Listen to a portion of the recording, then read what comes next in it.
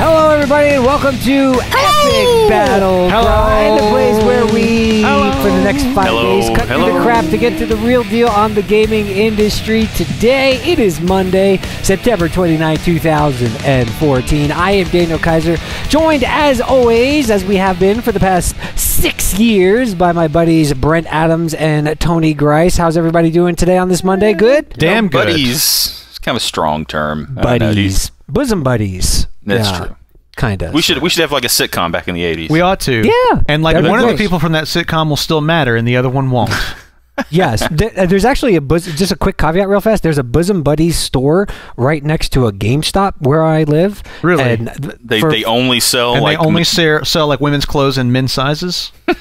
No, but for some reason I saw them together and I literally was just driving down the road and I went, tech support. What? Just to myself. So, anyway, glad everybody's with us here on Monday. Today, we are kicking off the week with a Inside question the mind of a madman. from Chico de Razunda. Gargaflaps, our buddy Gargaflaps. Gargaflaps is cool. I'm down for that. Gargaflaps is cool, yes, absolutely. And his question is revolving around some recent news out of the Blizzard camp that was 7 years in the making and ends up being nothing. And it goes a little something like this. At Epic BattleCry, Blizzard decided to cancel the production of their massive MMO Titan. Is the gaming industry moving away from big MMOs? So lots to discuss here real fast. You know, obviously this project was in the works for about 7 years. It was kind of, you know, very secretive, guarded, and then they started opening up more and more about it and became more transparent. But then, boom, recently we found out... Well, too fucking transparent, it seems like. Yeah, that it's just going to cease to discontinue because they were... it's going to discontinue. I was going to say cease to discontinue is the opposite. Yeah, sorry. My apologies.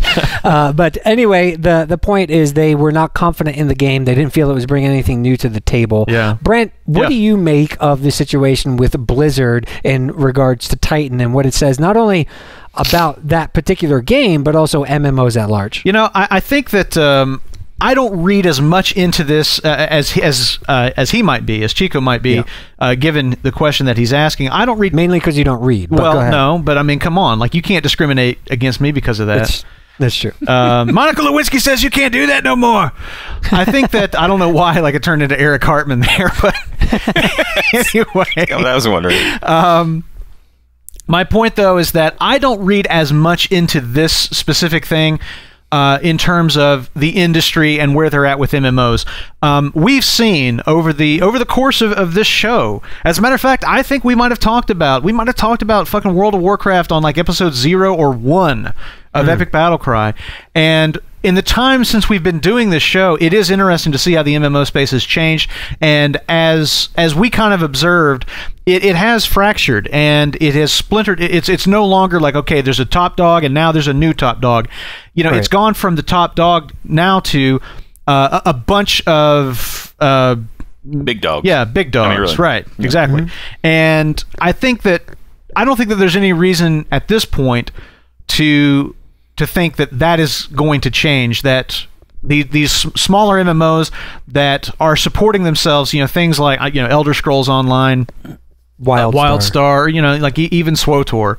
I don't think there's any reason to think that, you know, that we're not going to continue to see a lot of different kinds of MMOs like that don't have the scale and scope of World of Warcraft, but continue to thrive within their own communities. I think that the cancellation of Titan was more really about Blizzard specifically and about the culture and climate inside of Blizzard. And if you read the interview over at Polygon with, and I can't remember the guy's name. Mike Moorhan? Yeah, that's exactly it. That's it. Thank you. But if you read the interview with him, yes, you know, he talks about the fact that they really had grand ambitions for this game, and they were kind of doing, to a degree, what they just felt like they ought to be doing, or like what they felt everybody else wanted them to do, or it was just sort of like the obvious thing. But as things were kind of coming together, it seems as though they kind of realized, you know what, like, we just aren't having fun with this. And I don't mean the development process. I mean the game itself. It just wasn't engendering coming any kind of together. sense of fun, and I don't know, like it seemed like maybe they were just going through the motions, Right.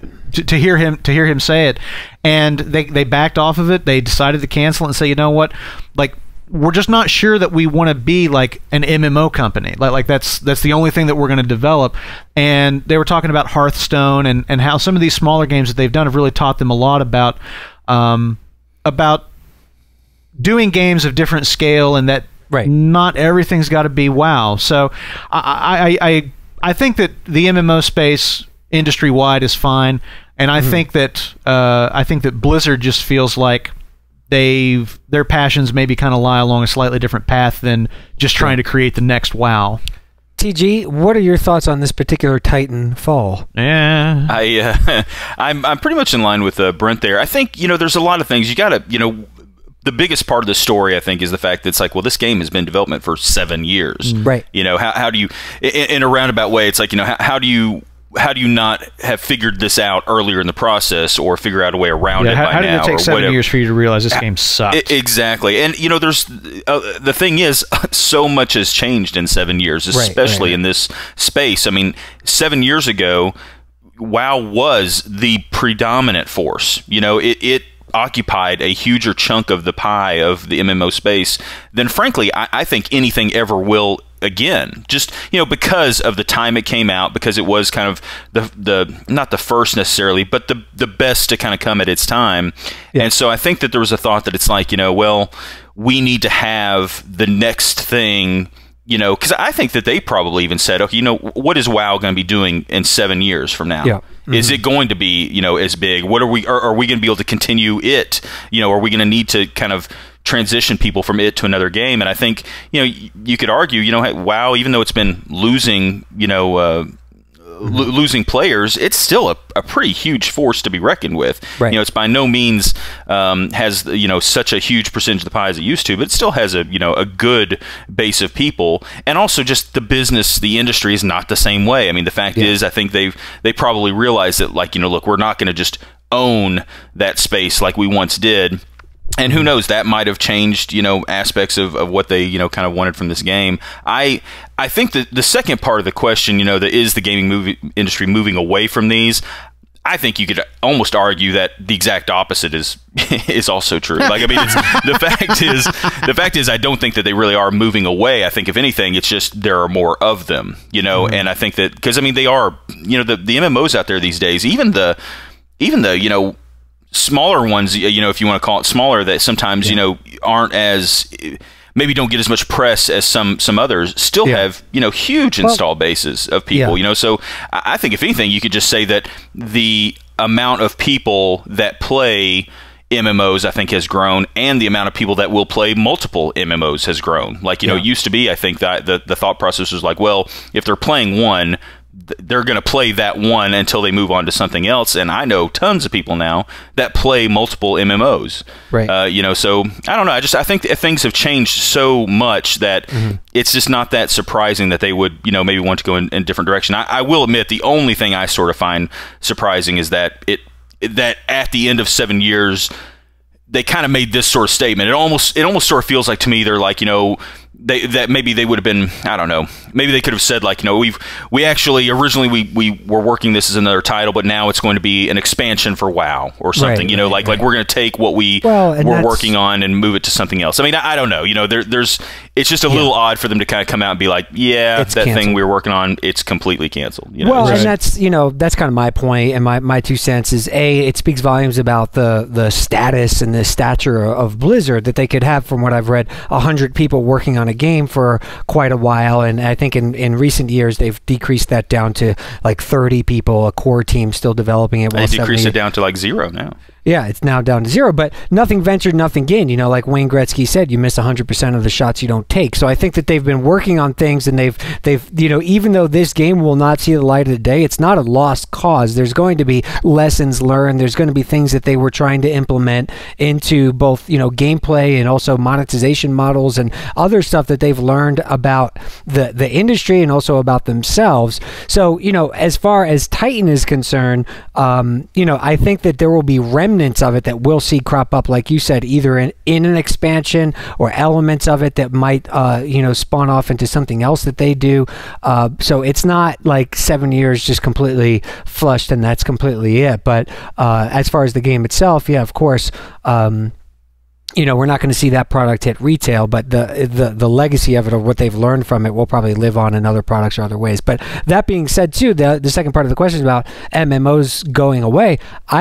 I tend to agree, because I think that, I think the days of a gigantic MMO that kind of rules everything, that is pretty much going away, because it's becoming more and more evident that people like elements of MMOs, and we're seeing more and more elements. I mean, look at Destiny. I mean, there's elements of MMOs in that, in terms of, community play and how you kind of, do the events and things like that. So I think the MMO genre is no longer particularly, encapsulated in one type of thing where something has to be an MMO out of the gate, and that's it. I think things are showing a propensity to kind of evolve into them or incorporate elements of them or whatnot. So, people want that connected experience, and MMOs were the first to kind of really bring it on a grand scale, but now we're going to see more and more of that as the industry moves forward, especially with the connected nature of the consoles, and as everything gets, bigger and broader in that regard. So, anyway, that was a Titan-sized discussion, and Garga Flaps, we hope that helped you understand a little bit more about what's going on with Blizzard, and specifically the Titan MMO that is no longer. But